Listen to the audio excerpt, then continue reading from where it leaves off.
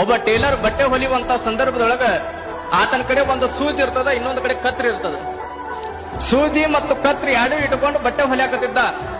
ಅವನ ಮಗ ದಿನ ನಮ್ಮಪ್ಪ ಹೆಂಗ ಬಟ್ಟೆ ಹೊಲಿತಾನ ಅಂತ ನೋಡ್ಬೇಕಂತ ದಿನ ಕೂಡ್ತಿದ್ದ. ಕುಂತ ನೋಡುವಂತ ಸಂದರ್ಭದೊಳಗ ಅಪ್ಪ ಕತ್ರಿಯಿಂದ ಬಟ್ಟೆ ಕಟ್ ಮಾಡಿ ಹಿಂಗ ದೂರ ಸರಿಸುವಂತದನ್ನ ಬಟ್ಟೆಗಳನ್ನ ಹೊಲದ ಆ ಸೂಜಿ ತನ್ನ ಟೋಪಿ ಒಳಗೆ ಇಟ್ಕೊಳ್ತಿದ್ದ. ಅವಾಗ ಮಗಗ ಆಶ್ಚರ್ಯ ಆಯ್ತು, ಇದೇನಿದ ಅಪ್ಪ ದಿನ ಕಿಮ್ಮತ್ತಿನ ದೊಡ್ಡ 100 ರೂಪಾಯಿ 120 ರೂಪಾಯಿಯ ಕತ್ರಿ ಹಿಂಗ ಕಟ್ ಮಾಡಿ ದೂರ ಸರಿಸ್ತಾನ. ಅದೇ ಬರೀ ಬಹಳ ಕಿಮ್ಮತ್ತಿಂದ ಏನಲ್ಲ ಸೂಜಿ, ಬರೀ 5 ರೂಪಾಯಿ 10 ರೂಪಾಯಿ. ಅದರಿಂದ ಬಟ್ಟೆ ಹೊಲದ ತನ್ನ ಟೋಪಿ ಒಳಗೆ ಇಟ್ಕೊಳ್ತಾನಲ್ಲ, ಯಾಕ ಅಂತ ಕೇಳ್ಬೇಕಂತ ಅಪ್ಪನ ಕಡೆ ಬಂದ್ ಕೇಳಿದ.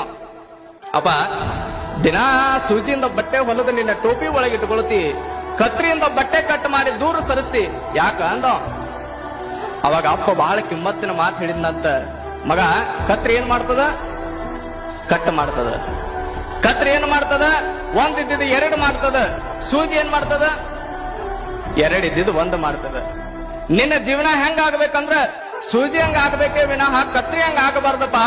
ಒಂದಿದ್ದ 2 ಮಾಡುವಂತ ಬದುಕು ನಿಂದ ಆಗಬಾರ್ದು.